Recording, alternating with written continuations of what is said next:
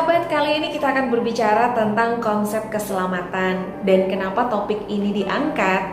Karena harus diakui dengan segala kerendahan hati, ada banyak orang percaya yang mengaku dirinya selamat, padahal sebenarnya belum mengerti dengan sungguh apa sebenarnya keselamatan itu. Bagaimana cara hidup di dalam keselamatan itu? Keselamatan hanya dipahami di permukaan saja. Keselamatan seringkali hanya diidentikan dengan surga saja. Sehingga memang tidak mengherankan ketika seseorang tidak memiliki pemahaman yang benar tentang keselamatan. Dia bukan hanya sekedar tidak tahu bagaimana caranya hidup dalam keselamatan, tetapi tidak dapat menghasilkan buah keselamatan itu dalam kehidupannya.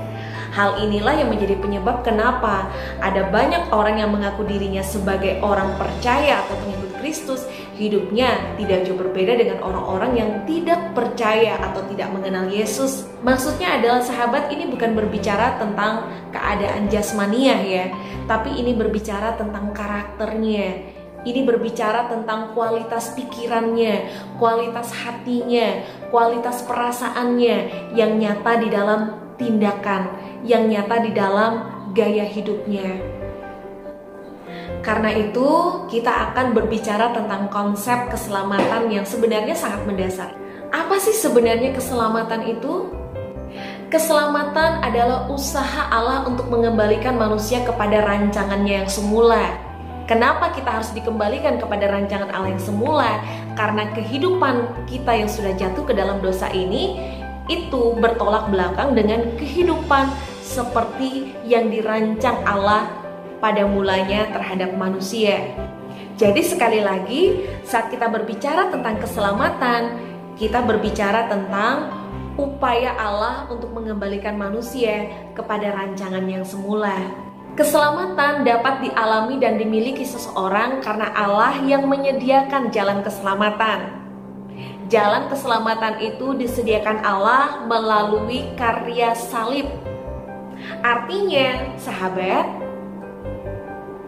tidak akan ada satupun jalan keselamatan di luar Allah di dalam Yesus Kristus. Tetapi, keselamatan sendiri tidak hanya berbicara sampai titik itu saja.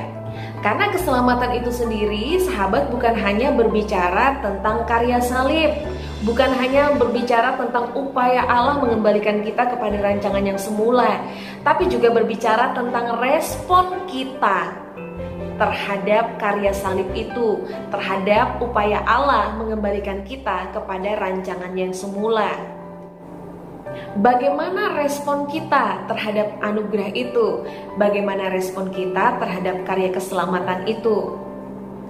Kita bukan hanya sedang berbicara tentang respon biasa, sahabat, tapi kita sedang berbicara tentang sebuah respon benar yang standarnya adalah yang dikehendaki oleh Allah. Artinya, respon yang benar bukan hanya menjadi orang Kristen dan mengaku dengan mulut bahwa Yesus adalah Tuhan dan Juru Selamat. Karena saat kita berbicara tentang keselamatan, sahabat, keselamatan berbicara tentang pemulihan hubungan manusia dengan Allah yang telah terputus. Dalam hal ini, kita manusia yang terhilang dapat dipertemukan kembali dan bersekutu dengan Dia. Dan untuk itu, sahabat, harus ada yang namanya pemulihan gambar Allah yang rusak, sehingga kita manusia dapat mengimbangi keagungan pribadi Allah. Nah, pemulihan gambar Allah ini sama dengan mengerjakan keselamatan di dalam takut dan gentar, sehingga kita dapat mengenakan kehidupan Kristus di dalam kehidupan setiap kita. Dengan dikembalikannya manusia serupa dan segambar dengan Allah, berarti manusia berdamai dengan Allah. Dengan demikian disebut sebagai anak-anak Allah. Sebutan sebagai anak-anak Allah itu bukan hanya status yang diyakini, melainkan sebuah keberadaan. Anak-anak Allah dalam konteks ini bukan hanya sekedar sebuah status yang diyakini, melainkan sebuah keberadaan karakter dan moral seseorang. Dan harus ditegaskan di sini, sahabat, saat kita berbicara tentang keselamatan, kita tidak sedang menitik beratkan pada pemenuhan kebutuhan jasmani. Keselamatan berbicara tentang pembentukan karakter untuk menjadi serupa seperti Yesus. Sahabat, kasih karunia tidak secara otomatis mengubah kita menjadi sempurna. Kasih karunia tidak otomatis menjadikan kita sebagai anak Allah. Kasih karunia tidak secara otomatis membuat kita memiliki karakter yang benar. Tetapi oleh kehendak bebas, kita memperjuangkan kesempurnaan itu. Melalui kehendak bebas, kita memperjuangkan identitas kita sebagai anak-anak Allah. Dengan kehendak bebas, oleh kehendak bebas, kita memperjuangkan karakter dan moral benar di hadapan Allah. Dalam konteks ini sahabat, kehendak bebas harus dipahami sebagai bentuk kepercayaan Allah, di mana kita diberikan pikiran dan perasaan, yaitu kemampuan untuk memikirkan dan mempertimbangkan sesuatu yang melahirkan sebuah kehendak. Dengan kata lain dapat dikatakan, keselamatan di dalam Tuhan Yesus adalah berkat besar yang menuntut sebuah tanggung jawab. Sahabat, kehendak bebas inilah yang memberikan nilai kepada manusia. Dan itulah sebabnya ada penghakiman dan upah yang merupakan realitas ilahi. Juga ada realitas surga dan neraka. Dengan memahami kebenaran ini sahabat, kita akan menjadi berhati-hati dalam hidup dan tidak ceroboh. Sebagai manusia yang memiliki kehendak bebas, kita dapat menentukan takdir atau keadaan kekal diri kita sendiri.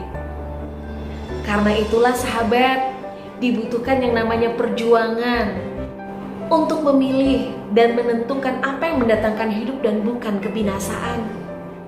Jadi di hadapan pengadilan Allah yang akan dihakimi adalah perbuatan manusia, perbuatan kita berdasarkan pilihan dan keputusan kita sendiri. Dan ini bukan karena faktor lain di luar yang mengendalikan kita. Bahwa setiap kita bertanggung jawab untuk menerima konsekuensi dari setiap pilihan dan keputusan yang kita ambil dalam kehidupan kita. Ini adalah kabar baiknya sahabat.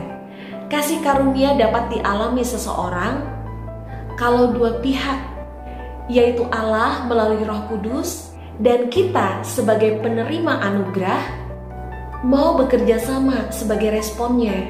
Dari pihak Allah untuk mewujudkan keselamatan atas manusia, Allah memberikan kuasa kepada mereka yang menerimanya supaya menjadi anak-anak Allah. Dari pihak manusia, keselamatan berarti perjuangan agar orang percaya ikut ambil bagian di dalam kekudusan Allah atau mengenakan kodrat ilahi.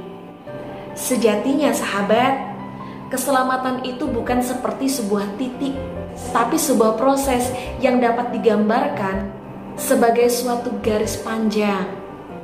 Kita harus berjuang untuk memiliki pikiran dan perasaan Kristus, karena itu adalah standar dari kesucian Allah. Karena itu, berjuanglah. Tuhan Yesus memberkati.